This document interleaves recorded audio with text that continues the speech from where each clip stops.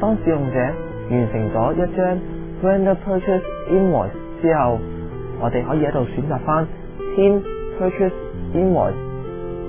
或者喺佢左手邊可以選擇翻 Pin Deliver Rules。我哋可以 Preview on Screen 睇啦 ，Pin No Trace from Printer 都係可以嘅。好啦，我而家就同大家 Preview on Screen 睇啦。依家大家見到嘅就會係 Purchase Deliver Rules， 供應商送貨單，而最左手邊嘅就會係使用者公司嘅 icon， 而上邊嘅會顯示翻公司嘅中文名稱、英文名稱、地址、電話、傳真同埋電郵，而下邊嘅就會有翻供應商嘅資料啦，好似會有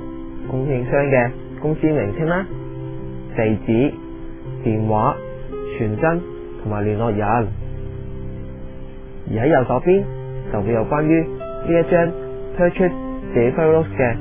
文件資料啦。而下邊呢三項就係我哋剛才輸入嘅產品嘅 Part Number 啦、Description